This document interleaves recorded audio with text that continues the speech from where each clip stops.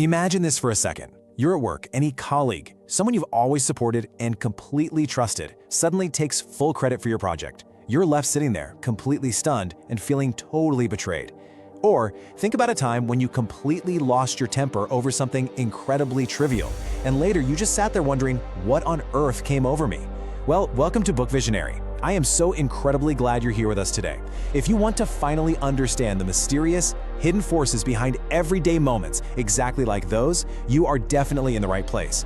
Now, before we dive deep into today's explainer, please take a quick second to subscribe to the channel, like this explainer, share it with your friends, drop a comment below, and turn on that bell icon so you never miss out on any of our discussions. Okay, let's get right into it. Today we are unpacking the brilliant work of Robert Greene, which serves as a literal master codebook for deciphering the bizarre, confusing, and honestly, sometimes highly destructive ways people behave. So, what does this all mean? Well, it leads us to the ultimate question. Why do we continually get caught off guard by toxic people or act against our own best interests? We all share this, right? It's a universal frustration.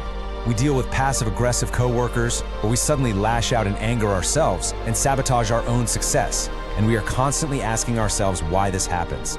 Usually we just latch on to really simple excuses. We'll say things like, oh, that person is just toxic, or I just wasn't being myself. But let's be real.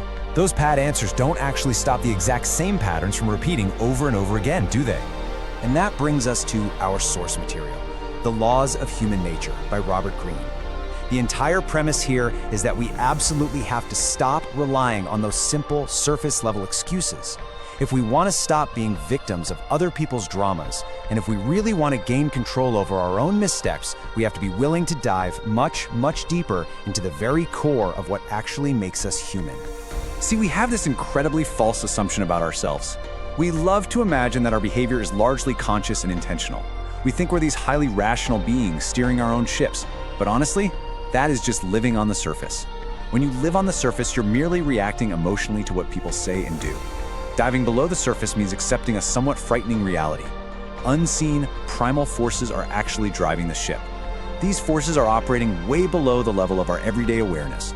We see the results, our moods, our sudden anger, our poor choices, but we don't actually see the hidden motives that are pulling the strings behind the scenes.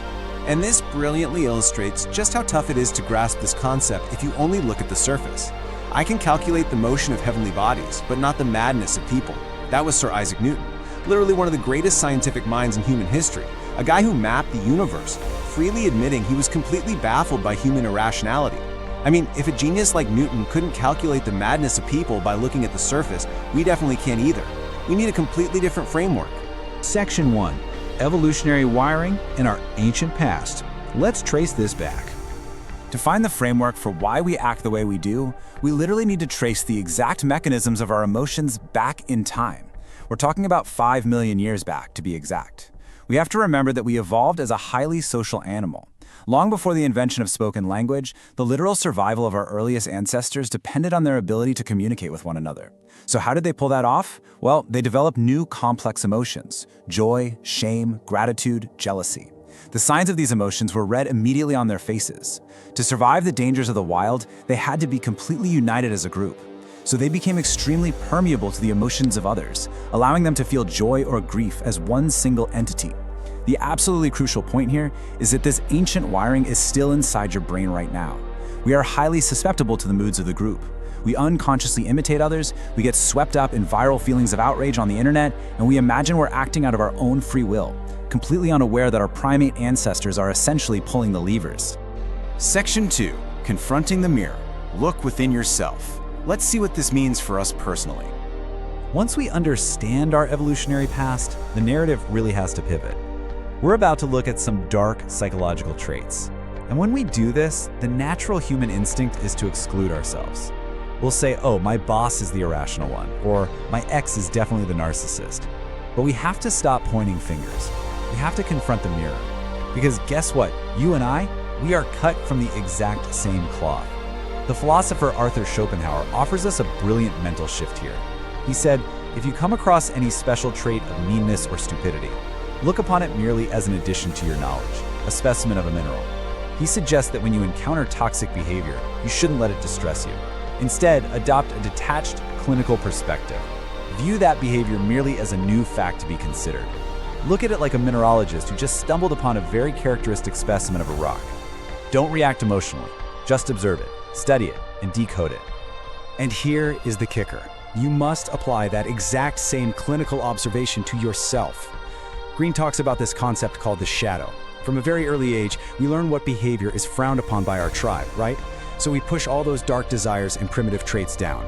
And over time, they form a hidden personality, the shadow. True mastery of human nature requires confronting your own shadow first. You absolutely have to admit your own narcissism, your own moments of irrationality, and your own desperate need to conform.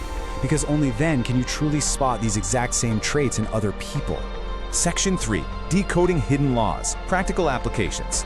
Now, let's put this into practice.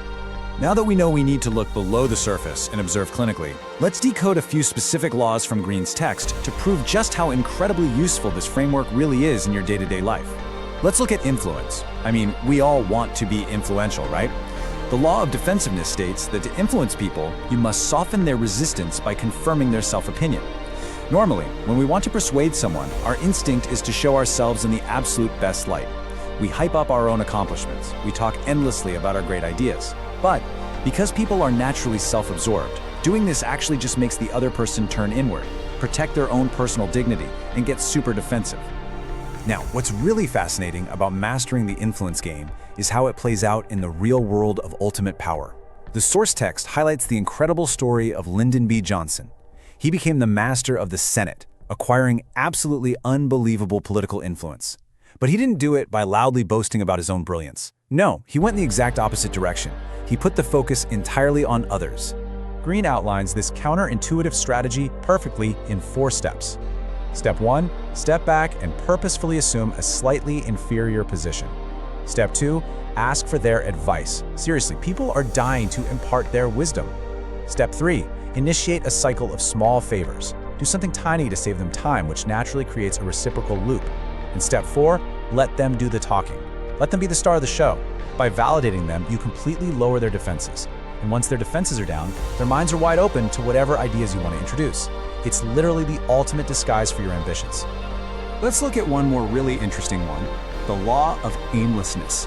We all want meaning in life, but today there's this massive, growing trend of intense cynicism. People like to think life is random, standards of excellence are old-fashioned, and absolutely everyone is corrupt. This cynical attitude presents itself as very cool, very hip, and aloof. But Greene points out that this is entirely an illusion. Behind that sarcastic, apathetic mask is really just an adolescent pose. It's a disguise for a deep, terrifying fear of trying, failing, and being ridiculed. It basically stems from sheer laziness. So, to master human nature, you must resist this downward pull and advance with a strong sense of purpose. And this brings us right back to Schopenhauer again. Man will only become better when you make him see what he is. When you recognize that your cynicism is actually just fear. When you recognize that your sudden anger is actually just an ancient evolutionary trigger. That is when you wake up. That is when you can finally tap into the truly immeasurable potential of the human brain. Section 4. Mastering human nature.